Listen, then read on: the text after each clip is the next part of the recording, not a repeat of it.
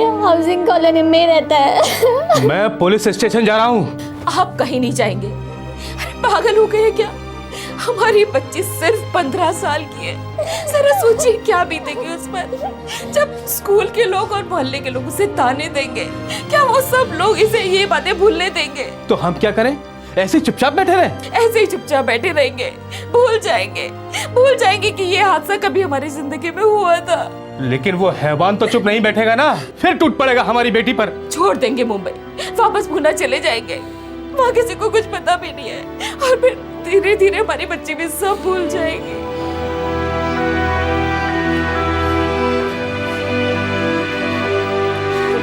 Kandivali waste, Mumbai, Maharashtra. एक school जाने वाली लड़की का बलात्कार होता है और आक्रामक उसी के मोहल्ले का एक बदमाश है। पर लड़की के माता पिता इस डर से पुलिस के पास नहीं जाते कि उनकी बेटी की आगे की जिंदगी बर्बाद हो जाएगी। काश उन्होंने ऐसा ना किया होता। अगर उन्होंने पुलिस के दरवाजे पर दस्तक दी होती तो वह दरिंदा आज 10 साल की जेल काट रहा होता। पर उनकी खामोशी उसकी विकृति के लिए प्रोत्साहन साबित हुई। इस रेपिस्ट ने अपनी घिनौनी हरकत दोहराई। एक और लड़की बनी उसकी वासना का शिकार। अक्टूबर 2011।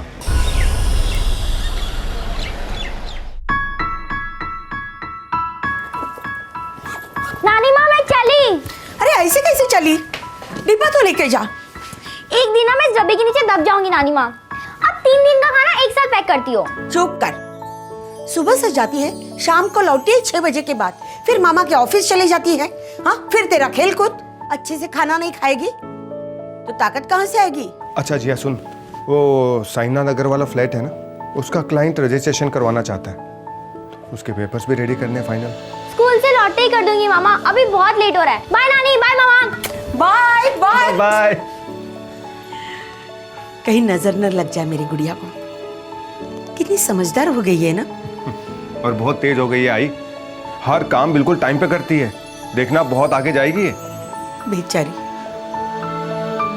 बिना माँ बाप की बच्ची। दीदी जीजू भले जल्दी चले गए हों, लेकिन हम हैं ना उसके। और वैसे भी जिया मेरी भांजी कम, छोटी बहन ज्यादा है। जिंदगी भर रक्षा करूंगा उसकी। मुझे पूरा भरोसा है तुझ पर।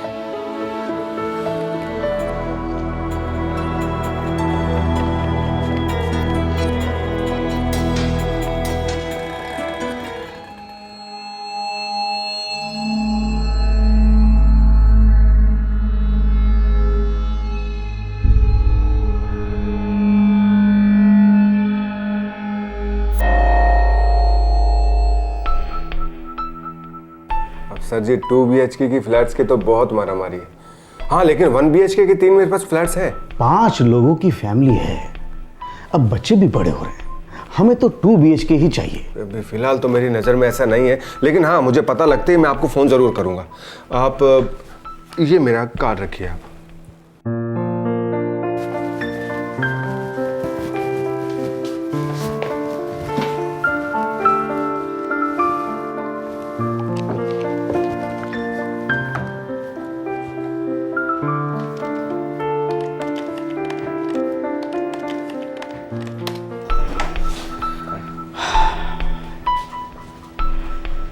शंकर भाई, फाइनेंस मेरे पास पूरा रेडी है। बस एक ढंग का घर मिल जाए तो ढंग कर दूंगा। अपनी चिंता मुझ पर छोड़ दीजिए, आपका दिल खुश कर दूंगा। हाँ नमस्ते जी। नमस्ते। अरे जिया तू कब आई तू? बस आधा घंटा हुआ मामा। ये साईनाथ नगर वाले फ्लैट के पेपर्स फुल एंड फाइनल 2 बार चेक किया। Very good Jiya, thank you. अच्छा चल ऐसा कर, ये पकड़ 500 रुपए और अपने लिए कुछ खरीद ले। चल। नहीं मामा, मुझे कुछ नहीं खरीदना। ड्रामा मत कर, पकड़। नहीं मामा, मुझे कुछ नहीं चाहिए। मैं तेरे थप्पड़ लगाऊंगा। ये नहीं चाहिए, वो नहीं चाहिए। देख मेरी बात सुन, ऑफिस का आधे से ज्यादा काम तू करती है नहीं करती? क्या मामा, ये भी कोई काम है क्या? अरे एक स्टेट एजेंट का आधे से ज्यादा काम तो ये पेपर वर्क होता है। अच्छा ठीक है, हम क्या करते हैं, इस महीने से तेरी सैलरी फिक्स कर देते हैं, ठीक है? तो ठीक है, मैं एक बड़ा सा लोन ले लेती हूँ। इतने साल आप लोग ने मेरी देखभाल जो की, धीरे धीरे सब चुका दूंगी। देख अब सच में तू लाफा खाएगी मुझसे। हाँ आप और नानी ना होते तो मेरा क्या होता? अगर तेरे मॉम डैड नहीं होते तो मेरा क्या होता हूँ? तुझे पता है दीदी मुझे माँ की तरह प्यार करती थी और तेरे पापा ने ये बिजनेस शुरू करने में मेरी मदद की, मेरी उंगली पकड़कर मुझे बिजनेस सिखाया। और मैं आपसे सीख रही हूँ। हाँ, तो फिर ये ड्रामा, ये नौटंकी मेरे सामने कर बंद, इसको रख अपने पास और हमेशा खुश रह। हाँ?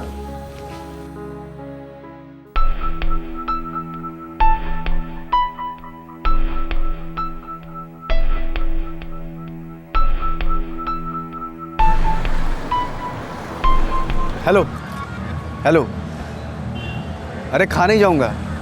पहचानता हूँ तुम्हें, माहड़ा में रहती हो ना? हाँ। अरे मैं भी माहड़ा में ही रहता हूँ, ऑटो रिक्शा ले रहा हूँ। लिफ्ट चाहिए? No thanks.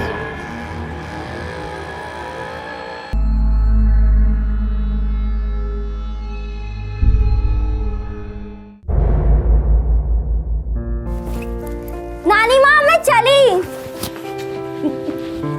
मैं फ्लाइंग किस दूंगी ना तो कहां से कहां उड़ जाएगी। रोज आधे से ज्यादा डब्बा वापस लेके आती है तू। क्योंकि मुझे डब्बा नहीं बना, हमारे घर में एक डब्बा काफी है। बदमाश। हाँ, मुझे मोटी कह रही है, अपनी नानी को मोटी कह रही है। हाँ, बस बस बस मस्का तेरा।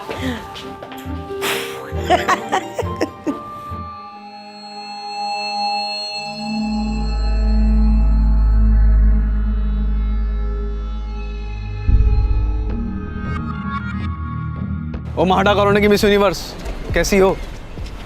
ओ मिस यूनिवर्स, मुझे मालूम है तुम्हारा नाम जिया है, तुमसे कुछ कहना है। क्या है, जल्दी बोलो। मुझे तुम बहुत सेक्सी लगती हो, आई लव यू।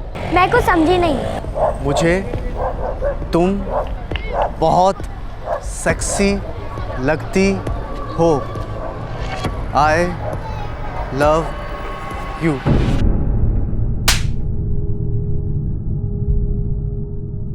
क्या? कौन सी बिल्डिंग में रहता है? बिल्डिंग नंबर 1 के सामने पान की दुकान है, उसके पास खड़ा रहता है वो। मामा यही खड़ा रहता है वो। ये जगह पर? तो एक वो लड़का खड़ा रहता है इतना लंबा सा यहाँ पर, इस जगह पर कौन है वो जानते हैं आपके? यहाँ रहता है वो इसी बिल्डिंग में रहता है।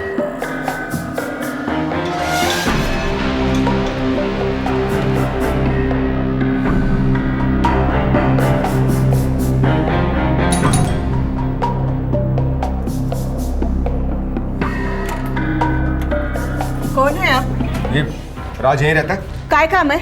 आप उसे जरा बाहर बुलाइए। लेकिन पहले बताइए ना क्या काम है? आप उसे यहाँ बुलाती हैं, मैं पुलिस बुलाऊं? आओ। अरे कौन हो आप? क्यों चिल्ला रहे हो? आप राज को यहाँ बुलाइए। कौन है? क्या है? मामा यही है वो। अरे अरे छोड़ो छोड़ो छोड़ो मेरे बेटे को, छोड़ो। छोड़ो ना, छोड़ो। आप रुकिए, इसी के मुंह से सुनिए इसने क्या बोला। मैंने क्या बोला तूने जिया को? मैंने कुछ नहीं बोला मैंने। अरे छोड़ो। आज के बाद जिया की तरफ आंख उठा के भी देखा ना तो सीधा पुलिस के पास लेके जाऊंगा तुझे, समझ रहे हो? देखो भाई साहब, आपको गलतफहमी हुई है, मेरा बेटा ऐसा नहीं है। मेरा बेटा ऐसा नहीं करता है। आपका बेटा पान की दुकान पर खड़ा रहता है और आती जाती लड़कियों को छेड़ता है, यहां तक कि बच्चों को भी नहीं छोड़ता है वो। ये करता है दिन रात आपका लाडला। सुनो, आज के बाद अगर जिया की तरफ देखा भी ना तो बहुत मारूंगा साले। आखिरी वार्निंग है मेरी, समझ तू? चल जिया। नालायक, न काम का न काज का, अब ये भद्दी हरकतें भी शुरू कर दी तूने। क्या बाबा, उसने बोल दिया और आपने मान लिया? अरे तेरे चेहरे से मालूम पड़ता था वो आदमी सच बोल रहा है। देखो बेटा, जवानी 4 पैसे कमाने के लिए होती है, इज्जत गंवाने के लिए नहीं। सुधर जा, नहीं तो निकल जा। उसने पुलिस की धमकी क्या दे दी? आपने दुम दबा दी। लेकिन देखना, मैं उसको सबक सिखा कर रहूंगा, छोड़ूंगा नहीं उसको। जिया के मामा को पुलिस की धमकी नहीं देनी चाहिए थी, बल्कि सीधे पुलिस को अपने साथ ले जाकर राज के दरवाजे पर दस्तक देनी चाहिए थी। राज के माता पिता को भी उसे आधी अधूरी चेतावनी देने की बजाय कुछ ठोस कदम उठाने चाहिए थे। उस दौरान राज का बर्ताव, राज की सोच दोनों दस्तक दे रहे थे कि उसकी वहशियत फिर से अपना सर उठा रही है। वो पहले भी एक बलात्कार कर चुका था जो पीड़ित लड़की और उसके माता पिता के अलावा और कोई नहीं जानता था, और इस बार किसी को भनक तक नहीं थी कि उसकी विकृति को नजरअंदाज करना कितना भारी साबित होने जा रहा था। हेलो, हाँ हाँ राम जी भाई, हाँ आपके हिस्से का चेक मैंने रेडी करके रखा है। हाँ, पूरे 1,55,000 का बेरियर चेक है, आप बैंक जाके कैश करवा सकते हैं। अरे नहीं नहीं, आपको आने की ज़रूरत नहीं है, वो जिया स्कूल जाते वक्त दे जाएगी आपको चेक। जी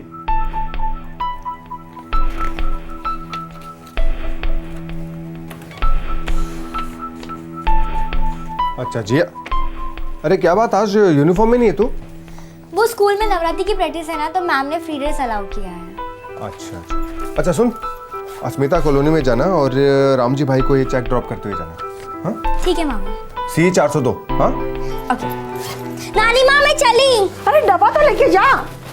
ये दोनों की नौटंकी फिर से शुरू। हर रोज मुझे टेंशन देती है। आप भी ना हमेशा लास्ट मिनट पे ही डब्बा देती हो। अच्छा अभी के लिए टाइम प्लीज, जब मैं लौटूं तब लड़ते हैं। बाय नानी, बाय मामा। बाय। रुक, गले कौन मिलेगा? जा संभाल के जाना। बाय।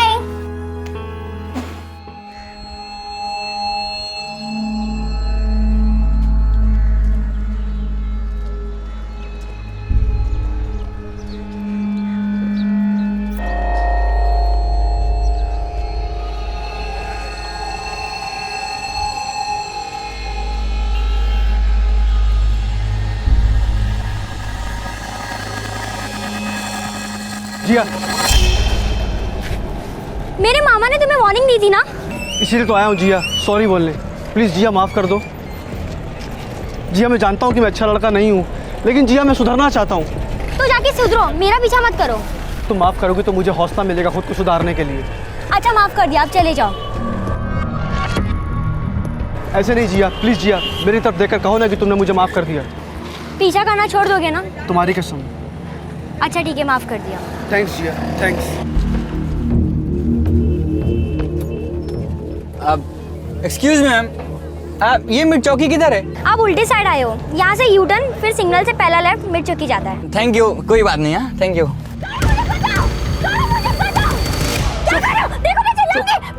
चुप, देखा तो तू चिल्लाएगी ना तो तेरी नानी का गला कटेगा और मामा का सर फूटेगा। क्या? हाँ, दोनों को मेरे पार्टनर ने उठा लिया है। एक फोन कॉल करूंगा ना, दोनों को मार डालेगा। क्या बकवास कर रहे हो? बकवास कर रहा हूँ? रुक, तेरे को भी मजा दिखाता हूँ। छोड़ दो मुझे। हाँ सलीम भाई, राज। हाँ सलीम भाई, लड़की मेरे साथ है। सलीम भाई, लड़की की चीख की आवाज़ जैसी सुनाई देती है ना, भुइया का गला काट दो। लेकिन उस शकुनी मामा को जान से मत मारना, एक एक करके उसकी उंगलियां तोड़ते रहना। ठीक है सलीम भाई? चिल्ला चिल्ला चिल्ला ना, चिल्ला। देखो मैं नहीं चिल्लाऊंगी। एक मिनट सलीम भाई, लड़की बोल रही है कि चिल्लाएगी नहीं। सुन, मैं जैसा बोलता हूँ वैसा करेगी ना तो तेरी नानी और मामा को छोड़ दूंगा। बोल, करेगी? करेगी? हाँ करूंगी। सलीम भाई से फोन पे बोल कि मेरे साथ कोऑपरेट करेगी। सलीम भाई, सलीम भाई मैं राज के साथ कोऑपरेट करूंगी, लेकिन मेरे नानी और मामा को कुछ मत करना प्लीज, प्लीज। अभी के लिए रखता हूँ सलीम भाई, बाद में कॉल करता हूँ। जितेन, बोरी वाली देना होटल में।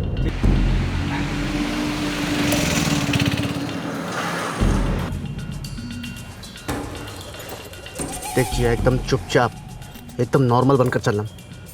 कोई भी नाटक नौटंकी की था तो मैं पकड़ा जाऊंगा, पर अगर मैं पकड़ा गया ना तो फिर तुम दोबारा कभी अपनी नानी और मामा को देख नहीं पाओगी। समझी? समझी ना? मुस्कुरा, आंसू आंसू पोछो अपने, आंसू पोछो फटाफट।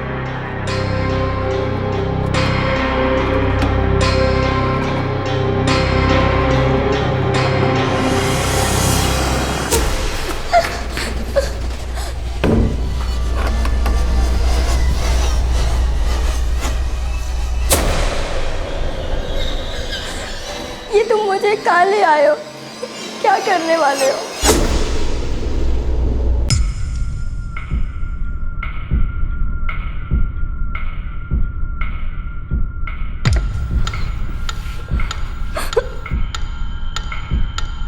मैं जो भी करूँ ना, तुम्हें अपना मुंह बंद रखना है और अपनी नानी और मामा के बारे में सोचना है।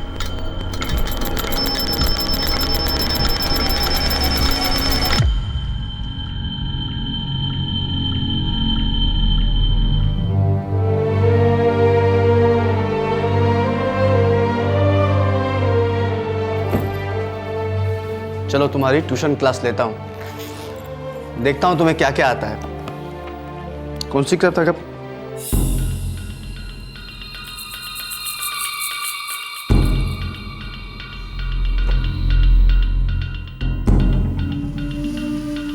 क्या बात है, इतना बड़ा बैरर चेक। लगता है अब हमारा 5 स्टार हनीमून होगा।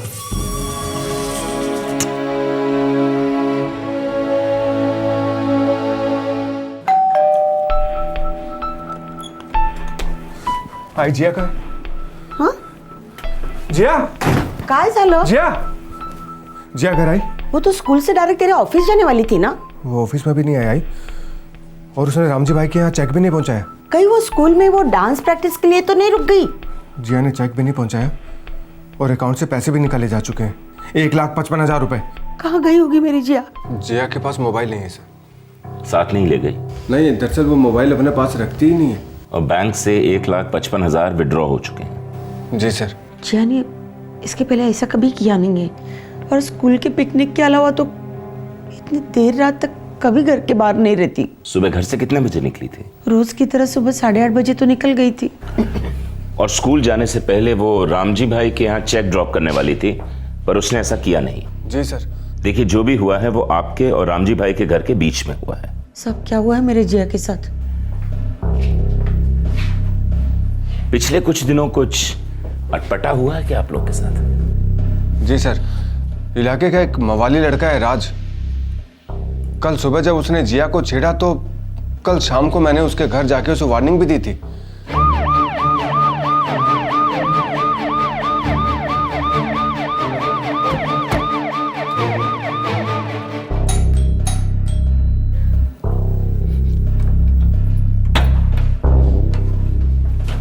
राज कहाँ है? अरे देवा, अब क्या क्या इस लड़के ने। रात सुबह 7:30 बजे घर से निकला है, अभी तक लौटा नहीं है। उसका मोबाइल नंबर क्या है? 98925678। Switch off. कुछ बोला था? कहाँ जा रहा है? कभी कुछ बोलता नहीं, इसलिए हमने पूछना भी छोड़ दिया। 1 नंबर बिल्डिंग के सामने जो पान की दुकान है ना, इनका बेटा सारा दिन वहीं आवारागर्दी करता रहता है। वो जब घर लौटे मुझे खबर कर देना। जी सर। साहब वो लड़का इसी दीवार के पास घंटों खड़ा रहता था। आज सुबह आया था? हाँ आया था। किसी स्कूल की लड़की का पीछा करते देखा उसे?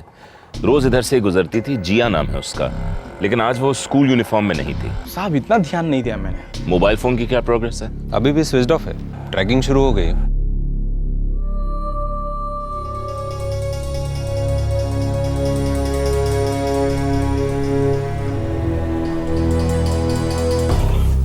सर, मोबाइल फोन की last location Marve road signal के पास थी, पब्लिक एरिया है।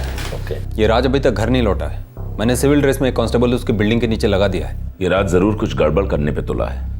लड़की माइनर है, कुछ होने के पहले हमें कुछ करना पड़ेगा। सर, जिया के मामा का जिस बैंक में अकाउंट है, जहाँ से पैसे विड्रॉ हुए, उसके मैनेजर से मेरी बात हुई। कोई लीड मिली? हाँ सर, उनके बैंक में सीसीटीवी कैमराज है। वो लोग कल सुबह फुटेज लेके आ रहे हैं।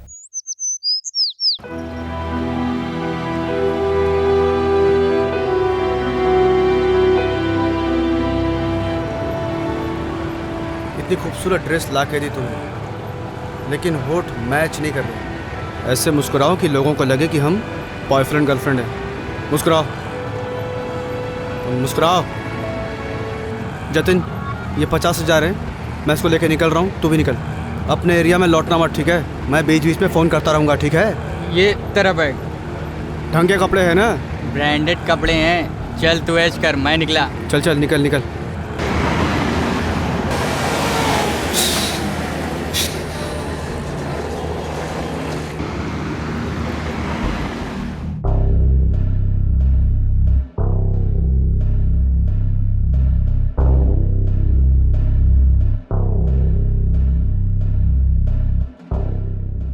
सर रुकिए, सर 1 मिनट सर, रुकिए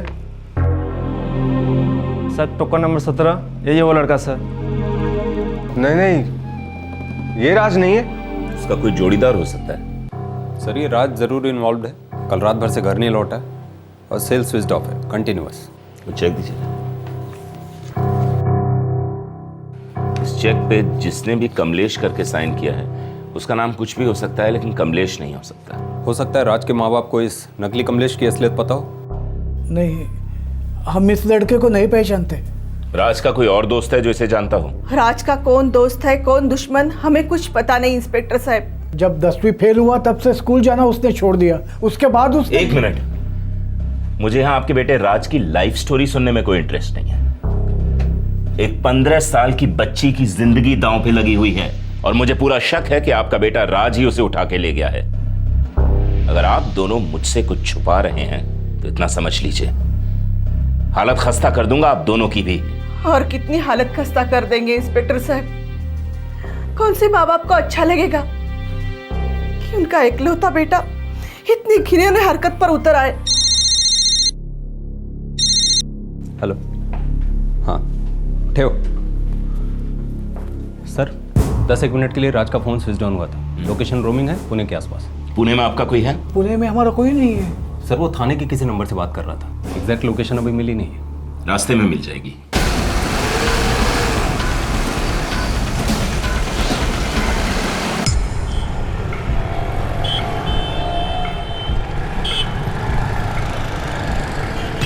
सर, थाने की लोकेशन यहाँ बता रहा है। हाँ, लेकिन ये तो पब्लिक प्लेस है।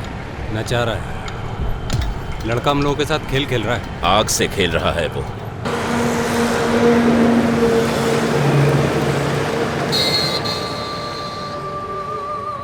कहाँ ले जा रहे हो मुझे? हनीमून पर चिकनी। अब तो मेरी नानी और मामू को छोड़ दो प्लीज। जब मेरा दिल तुझसे भर जाएगा ना, तब तेरी नानी और मामू का पिंजरा खुल जाएगा। वो कहाँ है? किस हाल में? अरे एकदम फर्स्ट क्लास हालत में, तेरे जैसे। तुझे अपने पास रखने के लिए मैंने उन्हें अपना फिक्स डिपॉजिट बनाया है।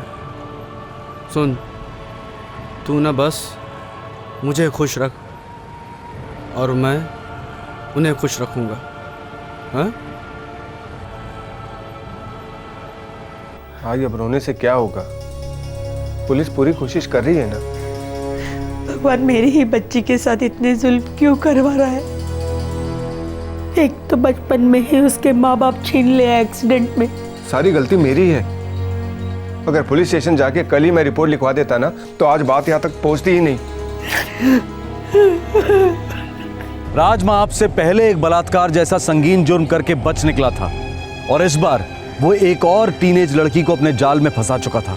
एक तरफ वो जिया को टॉर्चर कर रहा था और दूसरी तरफ वो लगातार पुलिस को चकमा दे रहा था। एक शातिर क्रिमिनल की तरह वो अपना सेल फोन सिर्फ जरूरत पड़ने पर ऑन करता था और उसका दोस्त लगातार उसे खबर से अपडेट दे रहा था। और राज जिया को लेकर बार बार अपनी लोकेशन बदलता जा रहा था। तकदीर बदलते वक्त नहीं लगता। पुलिस उस एक मौके की तलाश में थी जहां वो उसकी असली लोकेशन पता कर सके और बहुत जल्द वो मौका आया।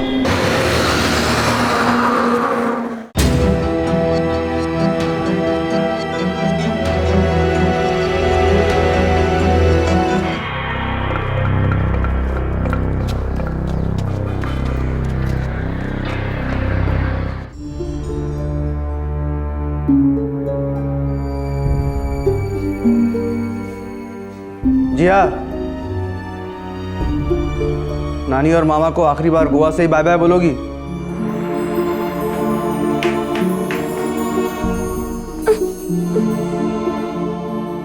पता है, यहाँ गोवा में तुम्हारी आंखों का रंग अलग लग रहा है, खुशबू अलग, जैसे हम पहली बार प्यार कर रहे हैं।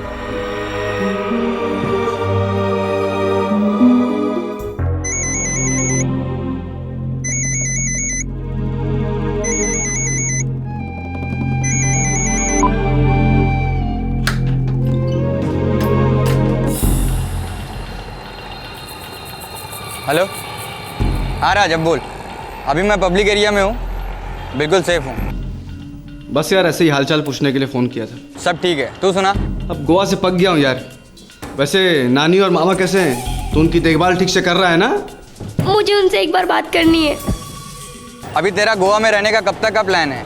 बस 1 घंटे में निकल रहा हूँ यहाँ से। अच्छा सुन, वैसे यहाँ कोई टेंशन नहीं है, फिर भी हो सके तो थोड़ा टाइम और दूर रहे, ठीक है? हाँ, पैसे हैं अभी मेरे पास, 1 आध महीने तो आराम से निकल जाएगा। अच्छा सुन, मैं बाद में बात करता हूँ, चल।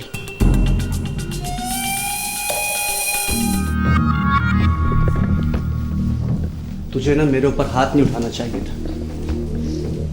तेरे मामा को मेरे घर में घुसकर मेरी इंसल्ट नहीं करनी चाहिए थी। अब देख, तेरी नानी और मामा दोनों तकलीफ में है ना। तुम्हें जो करना था तुमने कर लिया ना। अरे ऐसा नहीं होता ना डार्लिंग। चल अब सामान पैक कर ले, हमें यहाँ से निकलना है।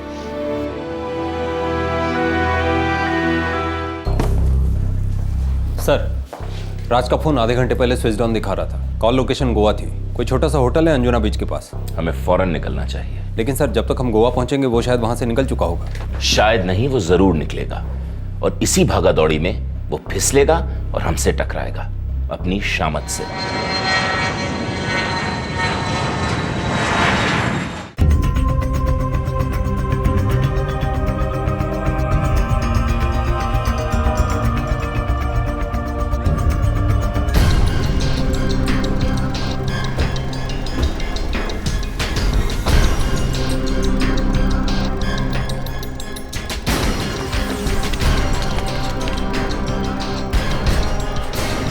सेल अभी भी स्विच ऑफ है। वो अभी भी गेम खेल रहा है।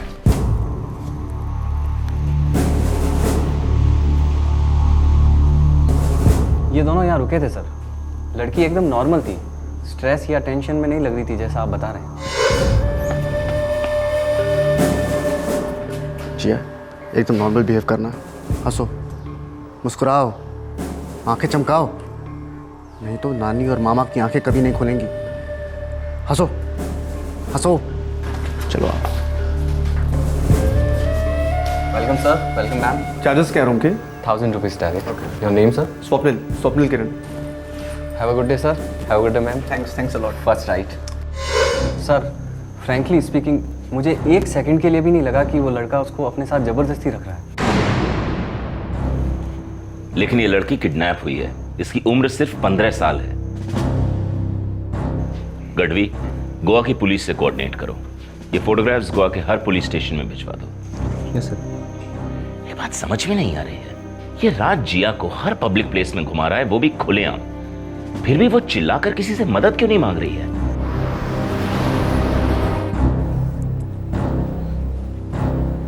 नहीं इंस्पेक्टर साहब, सवाल ही नहीं पैदा होता। जिया अपनी मर्जी से राज के साथ कभी जा ही नहीं सकती। उसने तो राज को सरेआम थप्पड़ मारा था और मेरे साथ उसके घर भी गई थी, जहां मैंने उसके माँ बाप के सामने राज को वार्निंग दी थी। उसी का बदला ले रहा है वो राज। देखिए, उसके साथ पूना गई, गोवा गई, हर जगह खुलेआम घूम रही है। नहीं इंस्पेक्टर साहब, मेरी जिया पर शक मत कीजिए। वो ऐसी लड़की नहीं है। वो अंदर ही अंदर घुट रही होगी। 3 हफ्ते हो गए उसे हमसे बिछड़े हुए। पता नहीं उस राज ने उसके साथ क्या क्या किया होगा। मेरी भूल जैसी बच्ची।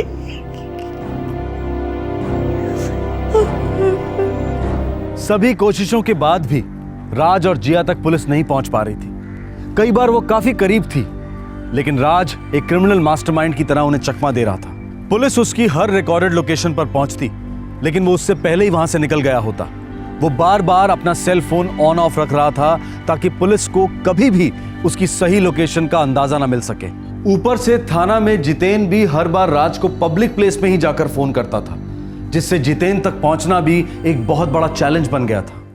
कोई ना कोई तरीका तो जरूर होगा जिससे आप उन तक पहुंच सको। यकीन कीजिए, हम अपनी तरफ से पूरी कोशिश कर रहे हैं। सारे बस stands, railway stations, Shirdi, Goa, Poona के सारे होटल्स और लॉजेस, हर जगह तस्वीरें भेज दी गई हैं। पता नहीं जिया किस हाल में होगी इंस्पेक्टर। वो भी बच्ची है।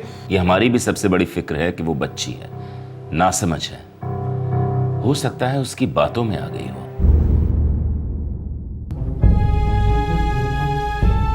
आई, पुलिस को कभी कभी लगता है कि उस आदमी ने जिया को जीत लिया, इसलिए तो हमें छोड़कर भाग गई। बिल्कुल नहीं। जरूर हमारी बच्ची किसी बड़ी मुसीबत में होगी। वो आदमी उसके साथ कोई चाल चल रहा होगा, उसे कुछ खिलाया पिलाया होगा। अरे 15 साल की बच्ची ऐसा नहीं कर सकती। पर आई, उसके पास 1,55,000 रुपए का बिहेवियर चेक था। चुप कर शंकर, जिया के बारे में ऐसा बिल्कुल मत सोचना। अगर ऐसा ही सोचोगे ना तो ऐसी ही उल्टी सीधी बातें दिमाग में आती रहेगी। निकाल दे इन ख्यालों को दिमाग से। बस ये सोचो कैसे बचाए हम हमारी बच्ची को, कैसे उसे घर लाएंगे।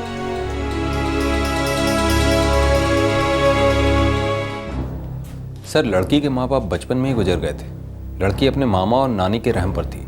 पता नहीं वो लोग लड़की के साथ कैसा बिहेव कर रहे थे। हो सकता है लड़की खुद इस घुटन से निकलना चाहती हो। लेकिन गार्डवी, अगर लड़की अपनी मर्जी से गई होती तो राज का इस तरीके से लोकेशन बदलते रहना, कुछ तो गड़बड़ है। लेकिन सर हम लोग डेड एंड पे पहुंच चुके हैं। अरे कोई ना कोई रास्ता जरूर निकलेगा।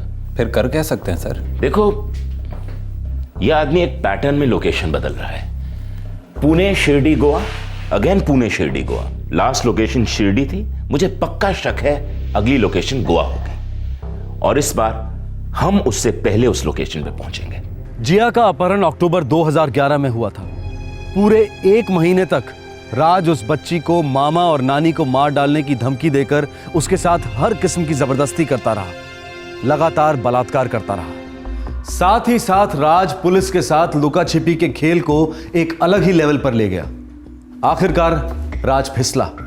एक मौके ने पुलिस के दरवाजे पर हल्की सी दस्तक दी और पुलिस टूट पड़ी। सर, आपका डाउट सही निकला। राज का फोन स्विच ऑन था। वो शिरडी और गोवा के बीच है। गोवा, यही हमारा मौका है।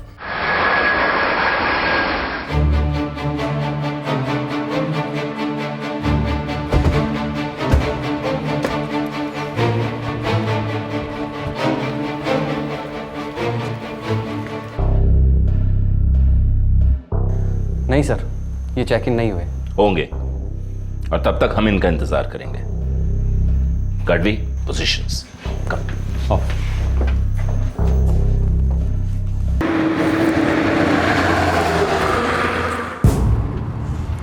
राज, ये टॉर्चर और कब तक चलेगा? जब तक मेरे दिमाग के अंदर का टॉर्चर खत्म नहीं हो जाता, जब तक तुम्हारे थप्पड़ की याद मिट नहीं जाती, तब तक ये सब चलता रहेगा। तुमने तो बदला ले लिया ना, अब जाने दो मुझे प्लीज। मेरा बदला भी पूरा नहीं हुआ है जिया। कब होगा? कैसे होगा? मुझे थप्पड़ मारो जी भर के, सबके सामने, पर अब बस करो प्लीज। मुझे मेरे नानी और मामू के पास जाने दो प्लीज।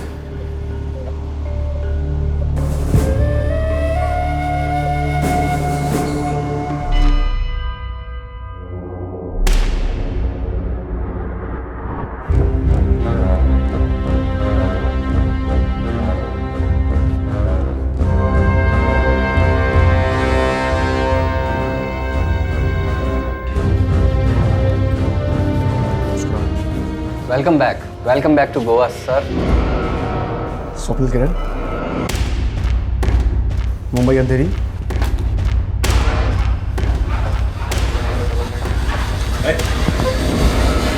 बचाओ, बचाओ। डरो मत बच्ची, हम लोग मुंबई पुलिस से हैं। तो प्लीज मेरे नानी और मामा को बचा लीजिए, नहीं तो सलीम भाई उनका गला काट देंगे।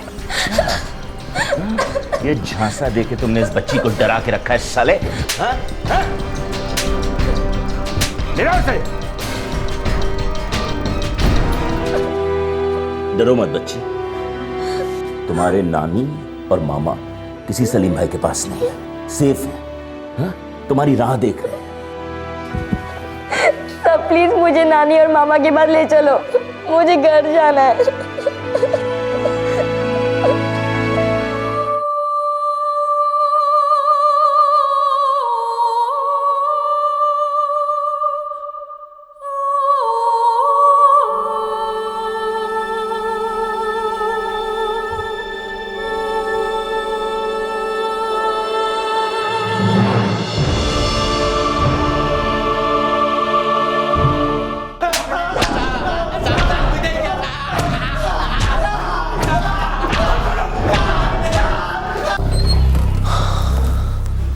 सर, बहुत कूटा साले को, तब जाके मुंह खोला। एक नहीं, कई बार बच्चे के साथ रेप किया कुत्ते ने। हे भगवान। इतना ही नहीं सर, कुछ साल पहले एक और स्कूल गर्ल के साथ रेप किया था उसने। क्या? हाँ सर, पिटते पिटते सब उगल गया। मैंने कॉलोनी में जाकर उस फैमिली को खोजने की कोशिश की, लोगों से बात की, लेकिन किसी को कुछ नहीं मालूम। बस वो लोग बोले कि वो फैमिली अचानक एक दिन कॉलोनी छोड़कर कहीं चली गई। उन्हें तभी हमारे पास कंप्लेन करनी चाहिए थी।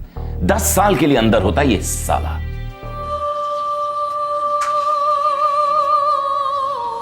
बहुत डिप्रेस रहती है, काफी कम बोलती है, अपनी नानी से भी नहीं खुलती, रोती तो बिल्कुल नहीं, पूरी ब्लैंक हो गई। मैं समझ सकता हूं शंकर, इतना सब कुछ झेला है इस बच्ची ने। देखो, इसके काउंसलिंग के सेशंस शुरू करवा दो जल्दी से जल्दी। ऐसी हालत में इसे जितना प्यार, जितना विश्वास मिले वही अच्छा है। इसे ये महसूस नहीं होना चाहिए कि इस सारे मामले में इसकी कोई गलती रही है। इसे मजबूत बनाओ शंकर। मैं अपनी तरफ से पूरी कोशिश करूंगा कि जिया आप अपनी जिंदगी को फिर से गले लगाए, फिर से मुस्कुराए।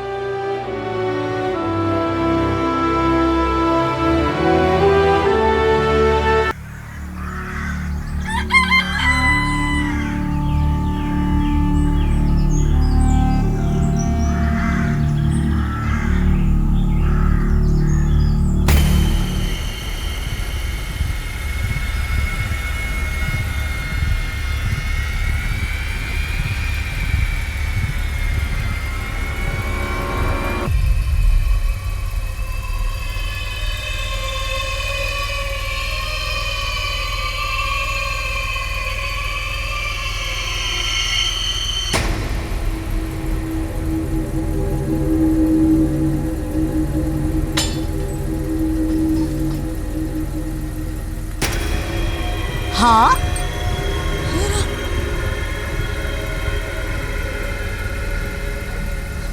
राजू के बापू। अरे ओ राजू के बापू। सवेर होते होता है राजक बापू राजक बापू का बोला। अरे सुनो, ये हमरा आंगन में कौन गाड़ी खड़ी करके गया है? अरे एक हमरा आंगन ही मिला था क्या गाड़ी खड़ी करने के लिए?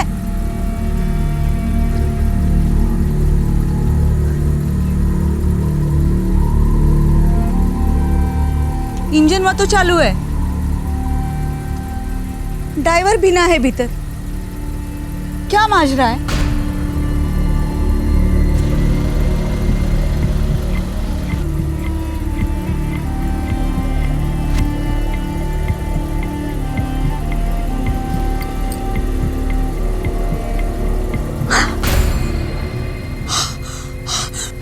राजू के बापू, अरे अंदर से बहुत है बदबू आ रही है। जरूर कुछ गड़बड़ है।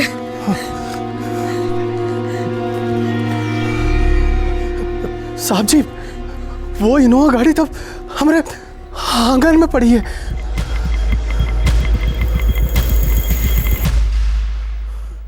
अट्ठाईस सितंबर 2011 जौनपुर उत्तर प्रदेश में एक मुंबई रजिस्ट्रेशन वाली कार एक गांव वाले के आंगन में अचानक से प्रकट होती है। गाड़ी का इंजन ऑन है, एसी ऑन है और गाड़ी के अंदर से भयंकर बू आ रही है। क्या था उस गाड़ी के अंदर और कहां से आई थी ये गाड़ी? एक आदमी था जो इन दोनों सवालों के जवाब जानता था और वो था चरण, वही गांव वाला जिसके आंगन में ये गाड़ी पाई गई थी।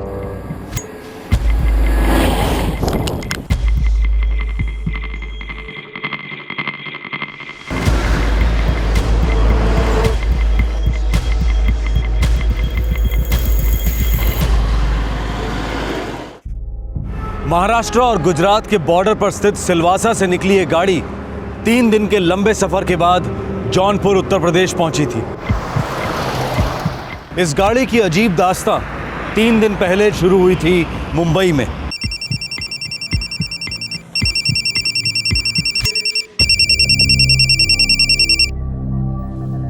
हेलो मनोज जी। हाँ जी, बोल रहा हूँ। मैं गीता। गीता? हाँ, सीमा की जेठानी जी। कैसे याद किया आपने? मनोज जी, मैं हमारे मुलुंड वाले फ्लैट से बात कर रही हूँ। क्या बात है गीता जी, आप थोड़ी परेशान से लग रही हैं। वो आपकी बहन सीमा। क्या हुआ सीमा को? एक्सीडेंट हो गया है सीमा का। एक्सीडेंट? कहाँ पर? सीरियस तो नहीं है ना? उतना तो मुझे नहीं पता, बस अभी थोड़ी देर पहले मेरे पति विशाल का फोन आया था, सिलवासा में हुआ है। पर मुझे किसी ने फोन क्यों नहीं किया? विवेक कहाँ है? देवर जी सीमा के साथ ही हैं। अच्छा, मैं उन्हीं को फोन करता हूँ।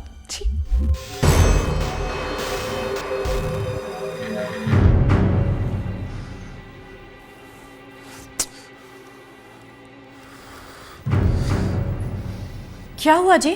हमारी सीमा का एक्सीडेंट हो गया। क्या? कब? कहाँ? और विवेक कहाँ है? सिलवासा में। सीमा की जेठानी गीता का फोन आया था, विवेक भी उसी के साथ है। फोन ट्राई कीजिए। अजीब है, किसी का फोन ही नहीं लग रहा है, ना विवेक का ना सीमा के जेठ का। उसके सास ससुर का भी फोन बंद आ रहा है, सबके फोन स्विच ऑफ है। देखिए जी, मुझे ना कुछ भी ठीक नहीं लग रहा। आप अभी के अभी उनके मुलुंड वाले फ्लैट में जाइए ना। हो सकता है कि सीमा की जेठानी गीता झूठ बोल रही हो।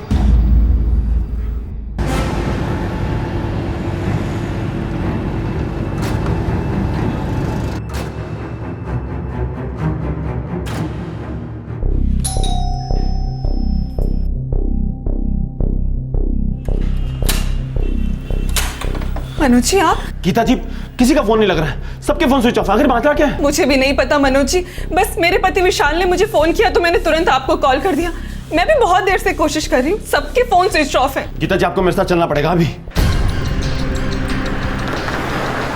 मनोज जी, मुझे भी बड़ा अजीब लगा जब इन्होंने कॉल किया। कितने बजे किया था? 10:15 बजे। अब गीता, गीता बुरी खबर है।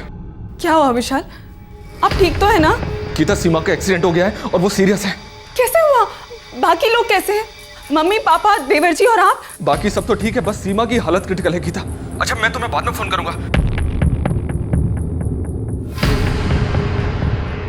तुम्हारे पति विशाल ने तुम्हें फोन किया, कुछ और नहीं बताया। बहुत अजीब है तो इसलिए मैंने तुरंत आपको फोन कर दिया। ये लोग सिलवासा कब गए? आज सुबह। सब लोग गए लेकिन आप नहीं गई? मुझे भी कुछ समझ में नहीं आया। सुबह सब तैयार हो गए, बोले कोई पूजा है, मुझे साथ लेकर गए ही नहीं। मुझे उसी समय समझ जाना चाहिए था कि कुछ अजीब चल रहा है, कोई ना कोई गड़बड़ है। कैसी पूजा है जिसमें मैं नहीं रहूंगी? सारा परिवार जा रहा है, फिर मैं क्यों नहीं? एक ही दिन की तो बात है गीता, कल तक लौट आएंगे और पूजा फैक्ट्री में है। देवर जी सीमा को साथ लेके जा रहे हैं। पर मैं तुम्हें नहीं ले जा रहा हूँ। अब बहस मत करो और बात को समझने की कोशिश करो। क्या समझने की कोशिश करूं और क्यों? भाभी नहीं जा रही हैं बस, और तुम्हें कोई फिक्र करने की जरूरत नहीं सीमा। फिक्र की बात नहीं है विवेक, अजीब लग रहा है। ऐसा नहीं कि गीता भाभी हमारे साथ आना नहीं चाहती, वो जेजी उन्हें हमारे साथ आने नहीं दे रहे। अरे सीमा, लेकिन मैं तो तुम्हें अपने साथ ले जा रहा हूं ना, इससे ज्यादा तुम्हें कुछ सोचने की जरूरत नहीं, समझी? देखो टाइम बहुत हो गया, हमें निकलना चाहिए।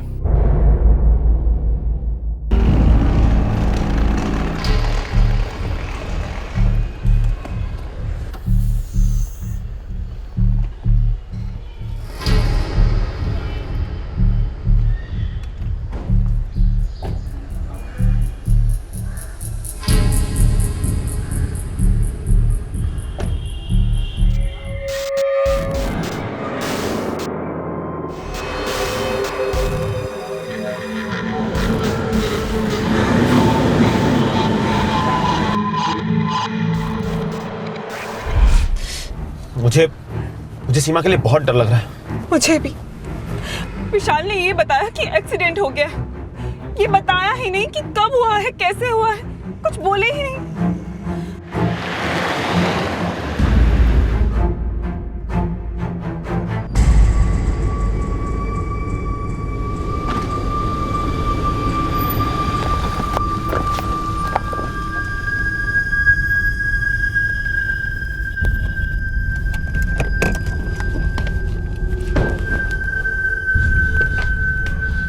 यहाँ तो ताला लगा है, मुझे तो ये एक्सीडेंट वाली बात ही झूठी लगती है। अब क्या करें? सीमा आपकी छोटी बहन है? जी हाँ। और आप जेठानी हैं सीमा की? जी सर, सीमा के ससुर की यहाँ सिलवासा में फैक्ट्री है, वीके बेल्टिंग के नाम से। मशीनरी की बेल्ट्स बनाते हैं। सर, नाम सुना हुआ है, ये सिलवासा इंडस्ट्रियल एस्टेट में है। जी हाँ, वही। हम सब, मेरे सास ससुर, मेरे पति विशाल, मैं, मेरे देवर विवेक और सीमा, हम सब मुंबई में साथ में रहते हैं, मुलुंड में। सिलवासा आना जाना होता है? जी, बाबूजी विशाल और विवेक तो लगातार आते जाते रहते हैं, लेकिन हम औरतें बहुत कम। पूजा में आपकी सासू माँ और देवरानी ही गई, आपको साथ नहीं ले गए? जी हाँ, और फिर रात को विशाल ने फोन करके कहा कि सीमा का एक्सीडेंट हो गया है। और सर, सीमा के पति विवेक ने मुझे फोन नहीं किया, मैं सीमा का इकलौता भाई हूँ, मुझे तो गीता जी ने फोन करके बताया। इंस्पेक्टर साहब, जरूर कुछ ना कुछ गड़बड़ है। हाईवे पेट्रोल के साथ चेक करो एक्सीडेंट केसेस के लिए, सारे हॉस्पिटल्स चेक करो और आज के केसेस पे ध्यान दो। Yes sir. सर, ये सीमा की तस्वीर है।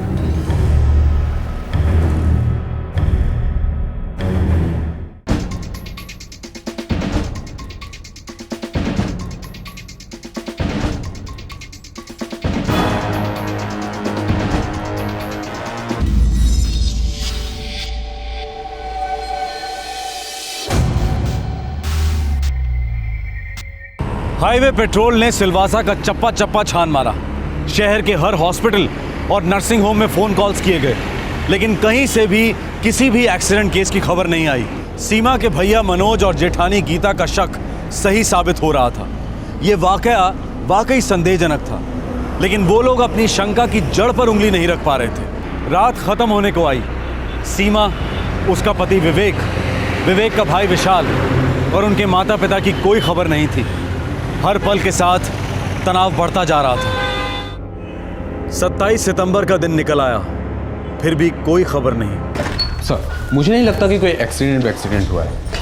जिस तरह से एक्सीडेंट की खबर दी गई उससे बिल्कुल साफ था। सारे फैमिली में से अब तक किसी का भी नंबर स्विच ऑन नहीं हुआ है। अर्जेंट बेसिस पर मैंने सारे फैमिली के फ़ोन रिकॉर्ड्स मंगवाए हैं फ़ोन कंपनी से। कल रात 10:30 बजे सबका नंबर एक साथ स्विच ऑफ हुआ। सिर्फ सीमा के ससुर जी विश्वनाथ जी के नंबर से एक कॉल किया गया, वो भी रात 10:30 बजे के बाद। मैं रतन को फ़ोन करता हूँ, वो शायद कुछ मदद कर पाए। विश्वनाथ जी ने इस नंबर पे फ़ोन किया था। किसका नंबर है ये? सर, कोई रतन सिंह है, ये भी इनकी तरह मुलुंड मुंबई में ही रहता है। रिश्तेदार हो सकता है। रतन जी मेरे ससुर जी के चचेरे भाई, वो हमारे घर के पास ही रहते, मुलुंड में। उन्हें शायद पता होगा कि आपका सारा परिवार कहाँ है और सीमा के एक्सीडेंट की असलियत क्या है।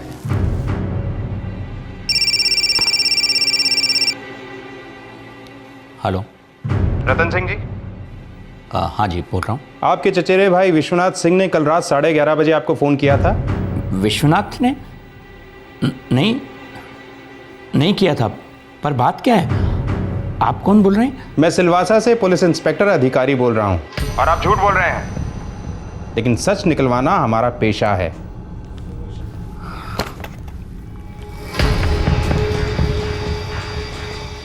डरिए मत, हम सिलवासा से उड़कर नहीं आए। वो फ़ोन आपको सिलवासा पुलिस ने किया था। हम तो आपके पड़ोसी हैं, मुलुंड पुलिस स्टेशन से हैं। आप लोग चाहते क्या हैं? लॉकअप में उल्टा टांग कर आपकी खाल उधेड़ना चाहते हैं। लेकिन फिलहाल आप सिर्फ एक सवाल का जवाब दीजिए, क्या कल रात को विश्वनाथ सिंह ने कॉल किया था? इस सब में मेरा कोई हाथ नहीं है। हाँ, विश्वनाथ भाई साहब ने मुझे फ़ोन किया था।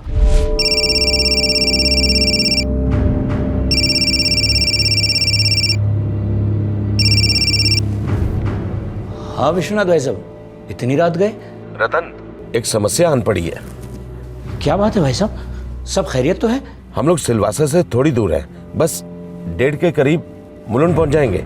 क्या हुआ, क्या है, बात क्या है? तुम्हें कुछ इंतजाम करने होंगे। भाई साहब ये सब क्या कह रहे हैं, मुझे कुछ भी समझ में नहीं आ रहा है। रतन जी, ये आसान नहीं होगा। इसीलिए तो आपको बुलाया है डॉक्टर अविनाश। आप हर मुश्किल आसान कर सकते हैं। लेकिन मेरा मतलब? आपका मतलब पूरा होगा। जो पैसा आप मांगेंगे आपको मिलेगा।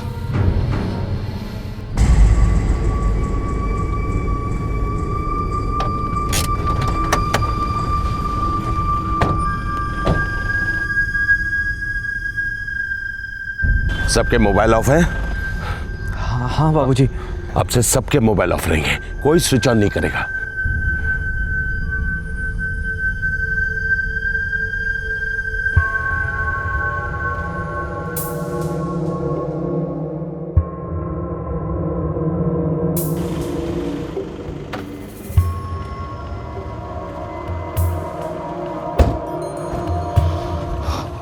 भाई साहब, ये डॉक्टर अविनाश है।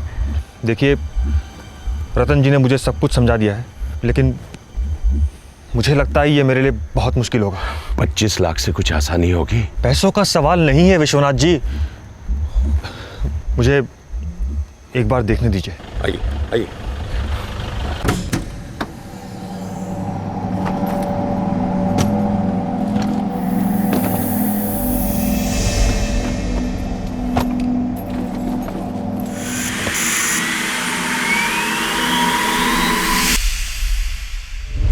विश्वनाथ भाई साहब को लाश ठिकाने लगाने में मेरी मदद चाहिए थी, पर मैं बेकसूर हूं, मैंने कुछ नहीं किया। खूनियों को प्रोटेक्शन दी और एक लाश को ठिकाने लगाने में हाथ बटाया, और आप बेकसूर।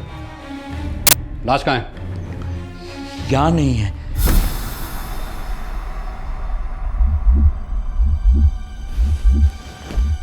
आप सब लोग पागल हो चुके हो, मैं इसमें आपकी कोई हेल्प नहीं कर सकता। डॉक्टर साहब, हम इसे लेकर आपके हॉस्पिटल आ जाते हैं, आप एक्सीडेंट का सर्टिफिकेट बना दीजिए। रतन जी, आप पूरी तरह से सटिया चुके हो। हॉस्पिटल मेरे बाप की जागीर नहीं है। अगर मैं अंदर कोई भी लाश ले जाऊं तो तुरंत पुलिस केस बन जाता है। और ये साफ साफ पता चल रहा है कि इस औरत का गला घोटकर आप लोगों ने मर्डर किया है। अगर ये एक्सीडेंट केस है तो मैं डॉक्टरी छोड़ दूंगा। 35 लाख? रतन जी, ये क्या बदतमीजी है? चलिए 40 लाख। 15 मिनट में अगर मुझे आपने हॉस्पिटल नहीं छोड़ा तो मैं यहां से सीधे पुलिस स्टेशन जाऊंगा। And I mean it.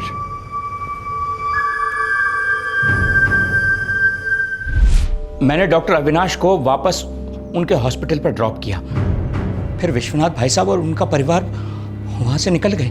कहाँ के लिए? वो पता नहीं सर। अरेस्ट करो इसे। और वो डॉक्टर अविनाश, जब वो जानता था कि मर्डर हुआ है तो चुप क्यों बैठा? हमें इन्फॉर्म क्यों नहीं किया? उसे भी हिरासत में लो।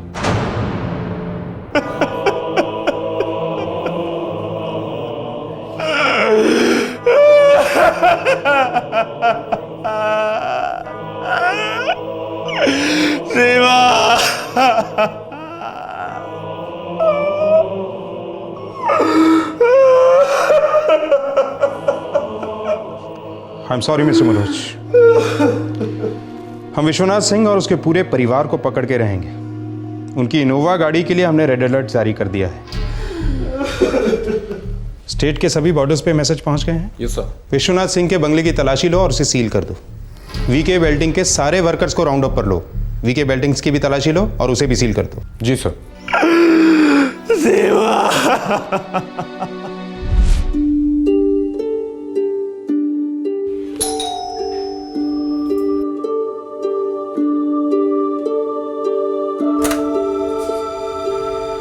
नमस्कार लीला जी। अरे सुनिए, सीमा के भाई साहब आए हैं। आइए आइए। अरे भाई मनोज, तुम हमेशा ये तोहफे क्यों ले आते हो? क्यों शर्मिंदा करते हो? नहीं नहीं विश्वनाथ जी, ऐसी कोई बात नहीं है। आप लोगों ने मेरी बहन को इतना प्यार दिया है, उसके आगे तो कुछ भी नहीं है। अब आप भाई बहन बैठकर जी भर के बातें करो। मुझे काम पे निकलना है, मुझे देर हो रही है। नमस्कार। वाह भैया, आपकी चॉइस हमेशा से ही टॉप की होती है। भाई किसका है? जीजा साहब कहाँ है? आजकल आपके जीजा साहब को पहलवानी का शौक चढ़ा है, जिम गए हैं। Very good. सीमा, सब ठीक है ना? तो खुश तो है? हाँ भैया, खुश हूँ। पर हर बार आप मुझे ये सवाल क्यों पूछते हो? क्योंकि मेरे लिए तेरी खुशी सबसे ज्यादा मायने रखती है। जानती हूँ। अरे हाँ भैया, आप वो इंडियन ऑयल पेट्रोल पंप की एनओसी ले आए? मैं साइन कर देती हूँ, ताकि आप उस पेट्रोल पंप के साथ जो करना चाहते हैं कर सकते हैं। पापा गुजरने से पहले जो करना था करके गए। उन्होंने मुझे साफ साफ कहा था कि इंडियन ऑयल पेट्रोल पंप सीमा का ही रहेगा। मेरे लिए उन्होंने दूसरा पेट्रोल पंप और कपड़े की दुकान छोड़ी है ना। भैया, मुझे हर बार इस सब्जेक्ट पर बहसबाजी नहीं करनी है। मुझे वो पेट्रोल पंप नहीं चाहिए। वो आपका था और आप ही का रहेगा। लेकिन सीमा, पापा की बात। भैया, आप मेरे लिए पापा से कम नहीं हैं। मम्मी पापा के गुजरने के बाद आपने मुझे दोनों का प्यार दिया है। और वैसे भी इस घर में भगवान का दिया सब कुछ है। हमें पेट्रोल पंप की कोई ज़रूरत नहीं है। और हाँ, अगली बार आते समय अगर एनओसी नहीं ले आए तो मैं आपसे बात नहीं करूँगी। बहुत जिद्दी है ना, कभी नहीं सुधरेगी। अगली बार एनओसी नहीं तो कट्टी। अरे मनोज भैया, कैसे हैं आप? मैं अच्छा हूँ, तुम कैसे हो? बढ़िया। भैया को चाय वाय पूछी कि नहीं? और भैया, आप खाना इस बार यहीं खा के जाएंगे, हर बार की तरह नहीं चलेगा। अरे भैया, क्या खाना खाएंगे? तुम्हारी पत्नी सर खा गई है मेरा, सुनती नहीं है। क्यों सीमा, भैया को क्यों परेशान करी हो? क्या बात हो गई? हाँ, कोई बात नहीं है, मैं खाने का देखती हूँ। एनओसी नहीं तो कट्टी। एनओसी? क्या बात है भैया? अरे कुछ नहीं, पापा गुजरने से पहले सीमा के नाम एक पेट्रोल पंप कर गए थे। अब सीमा जिद पे अड़ी है कि वो पेट्रोल पंप मैं रख लूं। ये भी कोई बात हुई? अच्छा, सीमा ने मुझे कभी बताया नहीं इस बारे में। यही तो प्रॉब्लम है। लेकिन मैं बोल बोल के थक गया, मेरी तो सुनती नहीं है। तुम्हारी पत्नी है, तुम उससे बात करो ना, समझाओ उसे। ये पेट्रोल पंप वाली बात घर में बहुत उछलती रही। क्या कमाल है, सीमा ने कभी आपको बताया नहीं? क्या नहीं बताया? यही कि पेट्रोल पंप आपको वापस करने वाली बात हमारे घर में किसी को रास नहीं आई थी। सब बहुत नाराज थे सीमा से। विवेक, मेरे मनोज भैया ने आज तक मेरे लिए इतना सब कुछ किया है, मैं उनके लिए इतना तो कर ही सकती हूँ। और वैसे भी पेट्रोल पंप पर उनका हक बनता है, आखिरकार उन्होंने तो विदा किया था मुझे। इसमें कौन सी बड़ी बात है? तुम्हारे बड़े भैया हैं, वो उनका फर्ज बनता ही है। और तुम्हारे मनोज भैया को जो कुछ देना था ना, वो तुम्हारे पापा ने दिया और काफ़ी दिया। लेकिन तुम्हारे हिस्से में क्या आया? सिर्फ एक पेट्रोल पंप। एक बात कान खोलकर सुन लो तुम, हम हमारा हिस्सा किसी भी हालत में नहीं छोड़ने वाले। सॉरी विवेक, ये पेट्रोल पंप मेरा है जो मैं अपने भैया को दे चुकी हूँ। बस एक एनओसी साइन होनी बाकी है। वो तो साइन होने से रही। पापा, आप समझाइए ना विवेक को। आपका इतना बड़ा बिजनेस है, एक पेट्रोल पंप से क्या फर्क पड़ता है? एक एक पैसे का फर्क पड़ता है, और बड़े बिजनेस ऐसे नहीं खड़े होते। विवेक तुम्हारा पति है, इसलिए तुम कोई भी फैसला अकेले नहीं कर सकती। पेट्रोल पंप इस घर में आया है, वापस नहीं जाएगा। सच में ये लालच तो मेरे समझ के बाहर है, और मैं इसे समझना भी नहीं चाहती हूँ। बस मैं इतना जानती हूँ कि ये पेट्रोल पंप मेरे भैया का था और उन्हीं का रहेगा। मैं इस फैसले से पीछे नहीं हटूंगी। अरे इतना तेवर और ऐसी जुबान लड़ाना! लगाम हाथ में लो विवेक, समझाओ बहू को। शादी के बाद ये मनमानी नहीं चलेगी।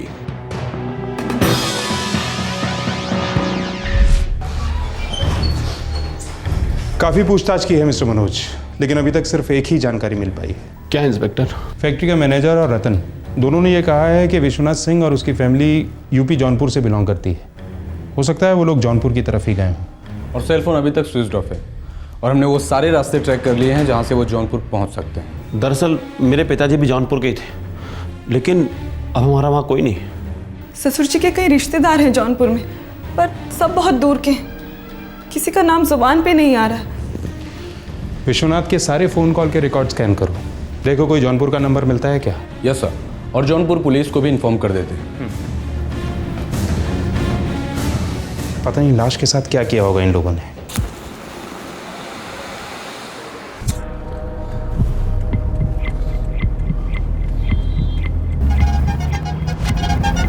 मुझे गीता को लेकर बहुत फिक्र हो रही है, कहीं उसे शक हो गया तो? आपको गीता भाभी को फोन करना ही नहीं चाहिए था भैया। अरे अगर मैं उसे फोन नहीं करता तो वो मुझे फोन पे फोन करती, और अगर उसे मेरा फोन स्विच ऑफ मिलता तो वो और परेशान हो जाती। तो फिर भी ठीक होता।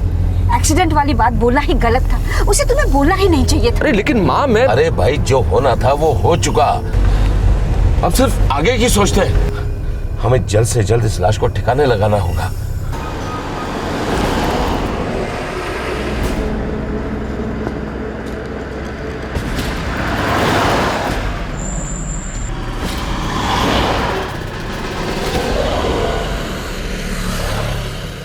सीमा की लाश 4 राज्यों और उनके कई शहरों से गुजरी।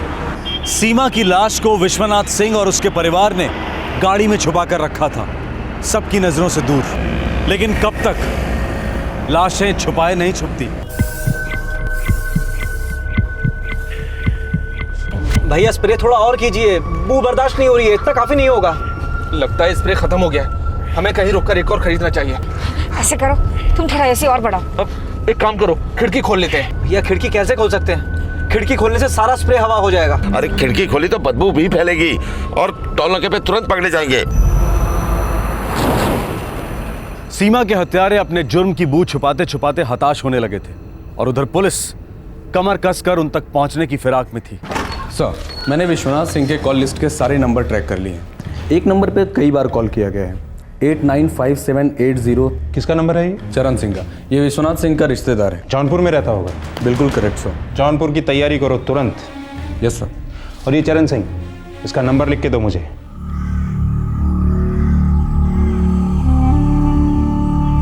अपने ही मनवा के राम करे सो। अरे ओ राजू के बापू, अरे अरे सुनो तो, आपके लिए फोन है। पुलिस वाले आपसे बात करना चाहते हैं। पुलिस वाले हमसे क्या बात करना चाह रहे हैं? कहते कहीं सिलवासा बिलवासा से बोल रहा है। सिलवासा? खुद ही बोले जा रहे।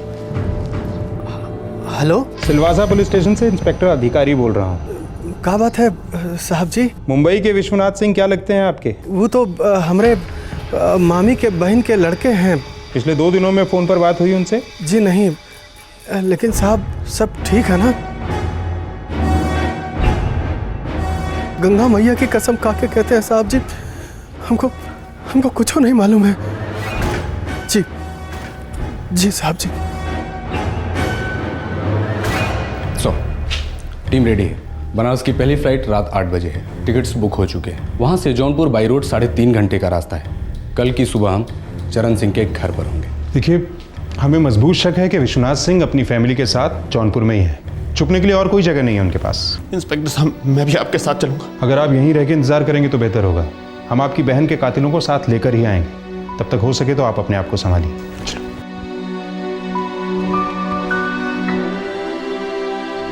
क्यों सुनी मैंने सीमा की बात? मुझे उसकी बात सुननी ही नहीं चाहिए थी।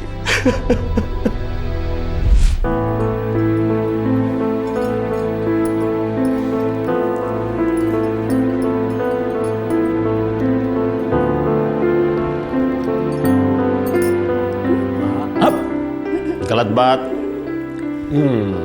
अरे बस। ये मेरी प्यारी सी गुड़िया के लिए। इसमें क्या है भैया? एनओसी?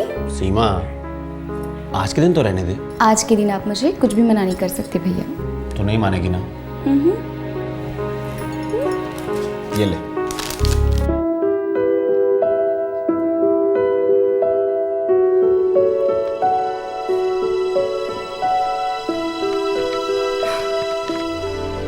आज मेरा दिल हल्का हो गया है भैया। पर मेरा भारी हो गया। ये गलत है सीमा। मेरे पास सब कुछ है, किसी चीज की कमी नहीं। इस एक पेट्रोल पंप से मुझे कोई फर्क नहीं पड़ता। पर इसे आपको लौटाने से मुझे बहुत फर्क पड़ता है भैया। शायद आप नहीं समझ पाएंगे। वो दुखी थी और मैं उसका दर्द ही नहीं समझ पाया। अरे इन सालों को पेट्रोल पंप की इतनी भूख थी तो कम से कम एक बार मुझसे ही कह देते, मैं वहीं के वहीं उनके नाम कर देता।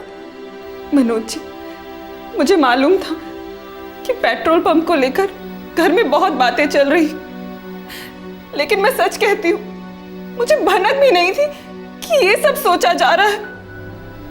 बात इस हद तक पहुंच जाएगी। मुझे इस फैक्ट्री की पूजा वाली बात पर तो पहले से शक था, पर समझ में नहीं आया कि क्या करूं। आज तक इस सिलवासा की फैक्ट्री में उन्होंने कभी कोई पूजा नहीं कराई। ऊपर से मुझे साथ लेकर जा ही नहीं रहे थे। मैं भी कितनी बड़ी बेवकूफ थी, चुप क्यों बैठी रही? आपको पहले फोन कर दिया होता तो सीमा की जान तो बच जाती।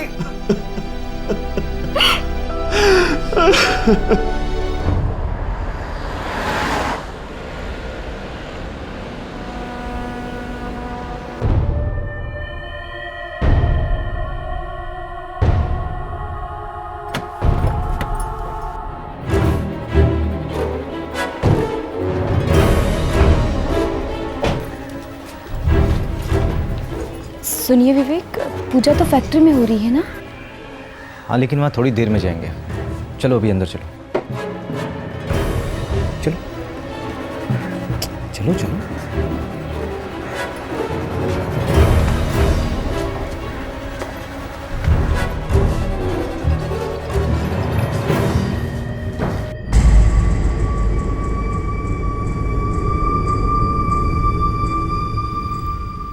ये क्या हो रहा है विवेक? पहले तुम बताओ कि ये हो क्या रहा है। एनओसी दे दी भैया को? मैंने कहा था दे दूंगी, दे दी। हम सब ने मना किया था, फिर भी दे दी। एक तरफा फैसला लिया तुमने, परिवार के बारे में एक बार भी नहीं सोचा तुमने। नुकसान कर दिया ना परिवार का। मेरे भैया ने मुझे पढ़ाया लिखाया, काबिल बनाया। मैं कोई जॉब कर लूंगी और कमा कमा कर परिवार के इस नुकसान का भरपाया कर दूंगी, लेकिन गलती से भी पेट्रोल पंप वापस नहीं मांगूंगी। गलती तो हमसे हुई है जो हमने तुम्हें बहू बनाया। तुमने जो कुछ भी किया सीमा, बहुत गलत किया।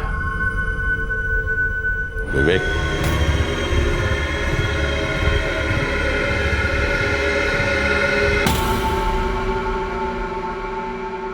जब लाश ठिकाने लगेगी तभी जाके सबका बोझ हल्का होगा।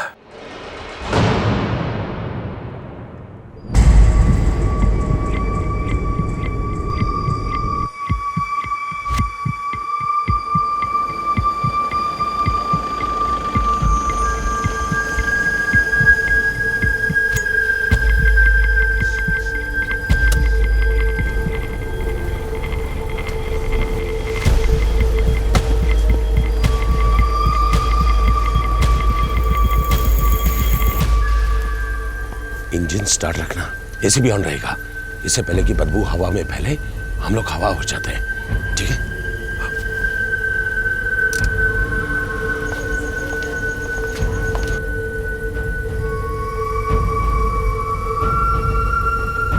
चलो जल्दी आओ, चलो।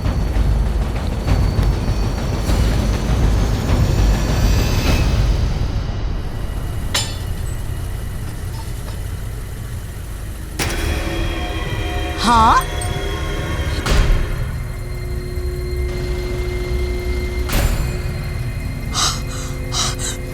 राजू के बापू, अरे अंदर से बहुत है बदबू आ रही है, जरूर कुछ गड़बड़ है।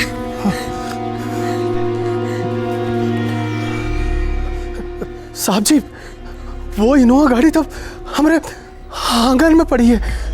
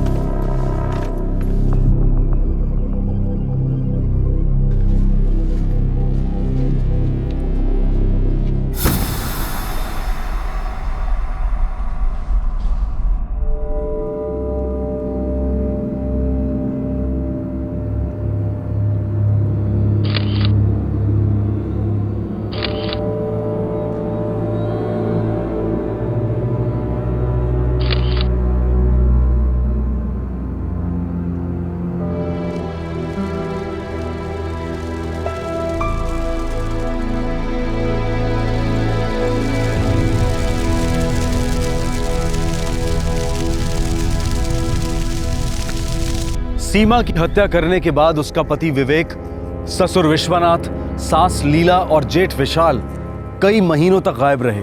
मुंबई और सिलवासा पुलिस ने उन्हें फरार घोषित कर दिया और एक जॉइंट सर्च ऑपरेशन लॉन्च हुआ। अक्टूबर 2011 में विवेक पुलिस के सामने सरेंडर हुआ। 2 महीने के बाद पुलिस ने विश्वनाथ, लीला और विशाल को भी ढूंढ निकाला। वो सब लोग मुंबई के एक गेस्ट हाउस में छुपे हुए थे।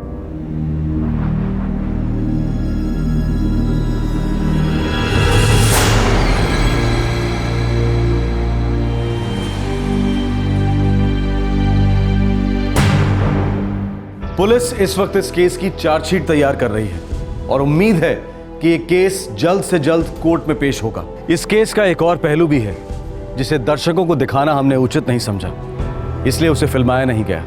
सीमा और विवेक का एक 1.5 साल का बच्चा है। इस बच्चे को भी साथ ले जाया गया था और सीमा की हत्या के दौरान ये बच्चा उसी कमरे में मौजूद था। क्या कहें ऐसे दरिंदों का, लालच की खुशबू ने इनके अंदर की सारी इंसानियत को बेहोश कर दिया था।